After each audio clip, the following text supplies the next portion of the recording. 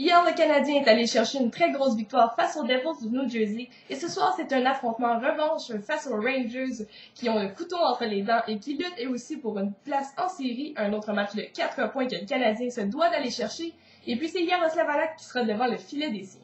Et en première période, ça se met à brasser rapidement car John Tortorella envoie dans la mêlée, dès la première présence sur la patinoire, son trio d'hommes forts composé de Sean Avery.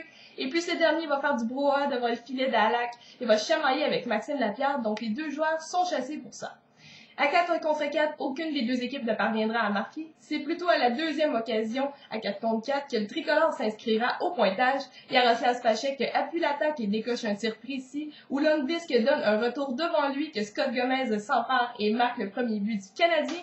Donc le tricolore mène 1-0 après 20 minutes de jeu. Et en deuxième période, les Rangers croient bien pouvoir profiter d'un jeu de puissance, mais Marian Gaborik annule celui-ci en faisant de l'obstruction sur Andrei Markov qui tentait de s'échapper. C'est donc un autre 4 contre 4. Et puis, comme je vous disais, le Canadien est brillant à cette situation. Et cette fois-ci, c'est Mike Camilleri qui joue vraiment de façon intelligente alors qu'il s'en retournait au banc. Il décide finalement de s'avancer vers Lundqvist et de décocher un tir des poignets. Et puis, il aura raison de Lundqvist. Il le bat dans le haut du filet. Tout un but de sa part. C'est donc 2-0 en faveur du Canadien. Et ainsi, le tricolore vient dominer la Ligue nationale à 4 contre 4. En fait, il vient de dépasser les Blackhawks de Chicago au niveau des buts marqués, ce qui est excellent. Et ensuite, quelle deuxième période? Un autre but est marqué sans riposte. Cette fois, c'est Maxime Lapierre qui redirige le tir de Mathieu Darche au vol à part ça. Et donc, c'est un troisième but pour le tricolore qui mène 3-0.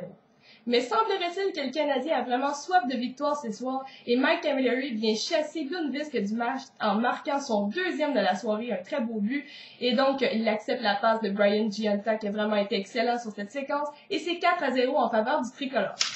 Et ensuite, les Rangers font vraiment pas grand-chose pour améliorer leur situation. Le gros Voros est encore une fois chassé pour avoir fait de l'obstruction.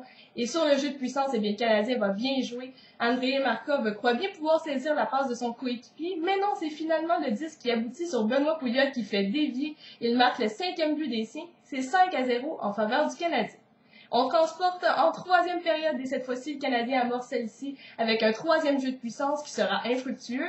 Mais ensuite, les Rangers sont vraiment frustrés, il faut les comprendre. Mais 2 pénalités seront appelées en même temps. C'est donc un 5 contre 3 complet de 2 minutes qui s'ouvre aux Canadiens. Et cette fois-ci, Tomáš Plekanec va être vraiment brillant sur cette séquence. De son revers, il bat Zeiba qui était venu à la rescousse de Lundqvist chassé du match. Et c'est ainsi qu'il marque le 6e filet du Canadien, son 12e de la saison. Une excellente séquence. Et ensuite, surprise, Ryan O'Byrne vient à la rescousse d'Andrei Markov et il jette les gants à l'endroit de Voros. Et puis le défenseur du Canadien aura le meilleur et vraiment va dominer ce combat. Je lui donne une note de A+ pour cette séquence.